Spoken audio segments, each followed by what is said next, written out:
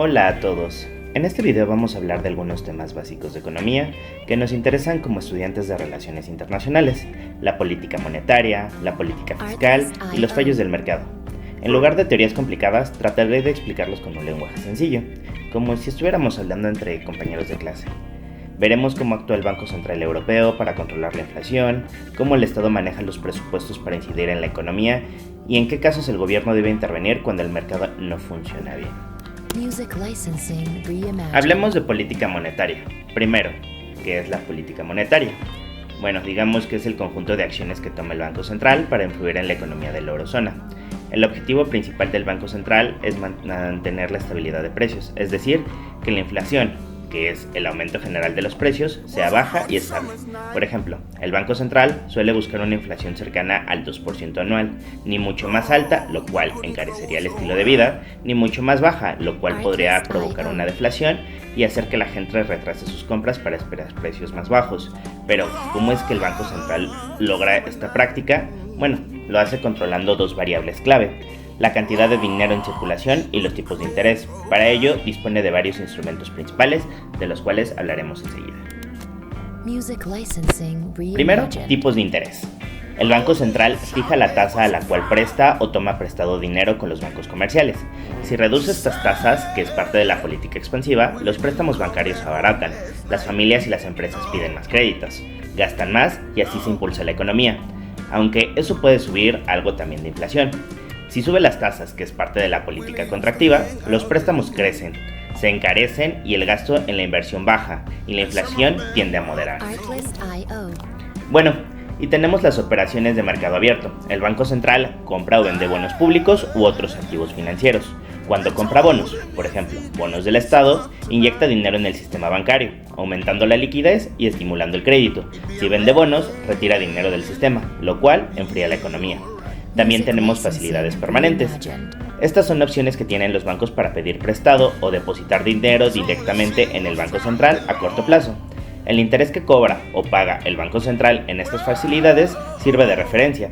Si el Banco Central baja la tasa de crédito para los bancos, ellos piden más dinero prestado y después pueden prestar más al público, aumentando así la actividad. Si sube el interés, los bancos prestan menos. También tenemos el coeficiente de reservas o requerimientos. Es el porcentaje de los depósitos que los bancos deben mantener sin prestar. Si el Banco Central exige más reservas, los bancos tendrán menos dinero disponible para créditos y la economía se enfría. Si exige menos, los bancos prestan más y se estimula la demanda. En resumen, el Banco Central ajusta estos instrumentos según la situación económica. Si la inflación está muy baja, mucho menos del 2% del que ya platicamos, el Banco Central hará la política monetaria expansiva, o sea, que bajará las tasas, comprará bonos, etc., para aumentar el gasto y el empleo. Si la inflación es alta, por encima del objetivo, aplicará una política contractiva, subir tasas, vender bonos, etc., para poder enfriar la demanda y frenar los precios. De esta forma se busca un equilibrio: crecimiento económico con estabilidad de precios, evitando que la economía sufra crisis grandes o caídas bruscas. Muy bien, ahora nos toca hablar de la política fiscal y los presupuestos generales del Estado. La política fiscal se refiere a las decisiones del gobierno sobre los impuestos y el gasto público. El Estado elabora los presupuestos generales del Estado, también conocidos como PGE. Esto lo hace cada año para decidir de dónde saca el dinero y en qué lo invierte. En primer lugar, los ingresos del Estado provienen principalmente de los impuestos que pagamos, ya sean los impuestos indirectos como el IRPF o el impuesto de sociedades, e indirectos como el IVA, además de las cotizaciones sociales, ya sean aportes para pensiones, de sanidad, etc. También hay otras fuentes menores, como ingresos por tasas administrativas o aportes de organismos internacionales, pero los impuestos son la parte fundamental. En otro lado, los gastos del Estado incluyen todo lo que el gobierno paga con ese dinero, ya sean sueldos de empleados públicos, pensiones, servicios sociales, sanidad, educación, seguridad, infraestructura, como pueden ser carreteras, hospitales, inversiones de investigación, también subsidios y transferencias a empresas o personas, ya sean pagos de intereses de deuda pública, entre otros. Cuando el Estado gana más de lo que ingresa, surge un déficit fiscal. Ese déficit se financia emitiendo una deuda pública, que es cuando el Estado emite bonos que compran ya sea inversores o ciudadanos. El acumulado de años de déficit se le conoce como deuda pública. Un déficit moderado de vez en cuando puede servir para estimular la economía en malas épocas, pero un déficit persistente puede hacer que la deuda crezca demasiado y ponga presión en las finanzas del país. Pero bueno, demos pausa un momento y hagamos un pequeño glosario con algunos conceptos de los que ya hemos platicado, para dejar de lado posibles dudas que hayan quedado en el camino. Ingresos del Estado. De estos tenemos tres tipos, ya sea que provengan de impuestos directos como el IRPF y el impuesto sobre las sociedades e indirectos como el IVA, y también tenemos las cotizaciones sociales. Recordemos que a mayor recaudación, más recursos tiene el Estado para poder financiar sus políticas. Por otro lado, tenemos los gastos del Estado, que estos incluyen gastos corrientes como salarios públicos, pensiones, programas sociales y la inversión pública, que esta básicamente afecta a infraestructuras, investigación y desarrollo. Básicamente, el Estado gasta para proveer bienes y servicios que la misma sociedad necesita y que el mercado privado podría no estar ofreciendo por completo. Y por último, tenemos el déficit y la deuda pública.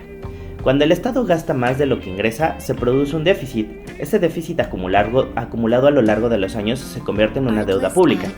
Un déficit controlado puede estimular la economía, por ejemplo, cuando hay desempleo o crisis, pero un déficit crónico puede elevar la deuda a niveles riesgosos, obligando a subir impuestos o a recortar gastos en el futuro.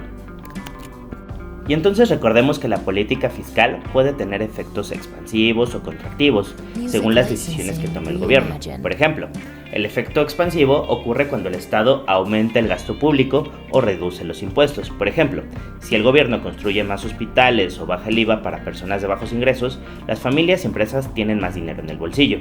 Esto suele impulsar el consumo y la inversión, aumentando la demanda agregada. Así se genera más producción y empleo, ayudando a reactivar la economía en épocas de recesión.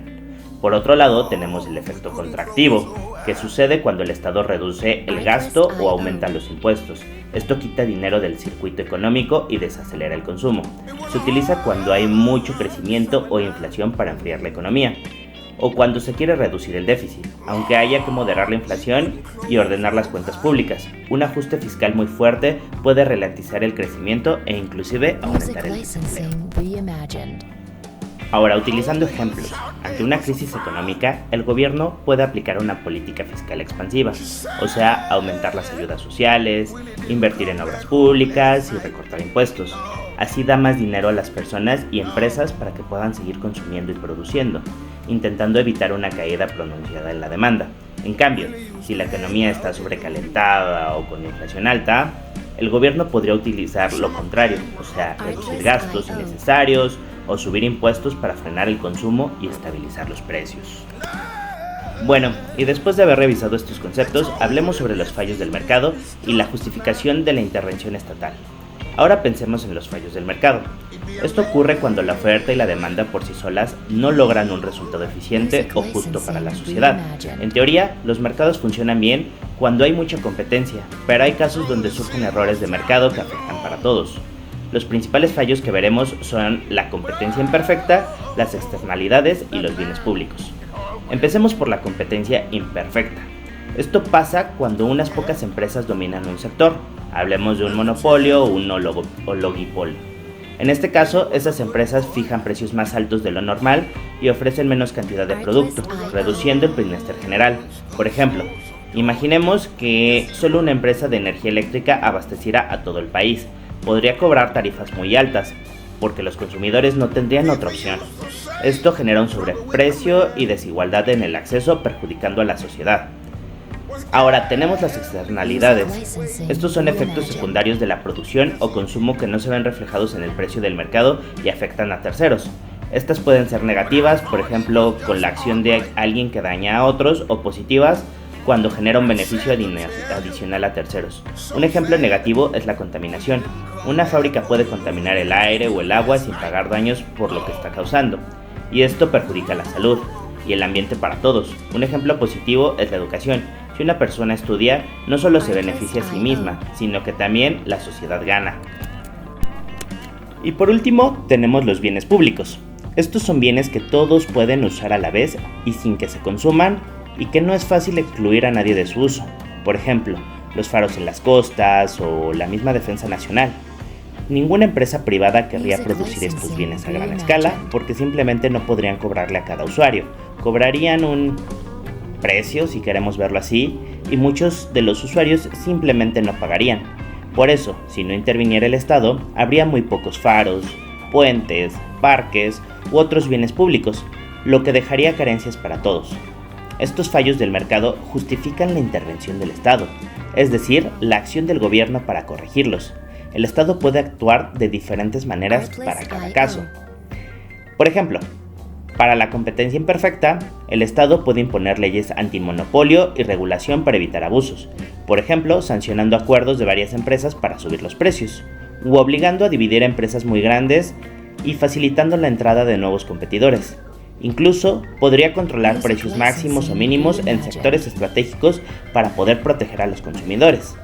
Ahora, ante las externalidades, el Estado puede aplicar impuestos o subsidios correctivos.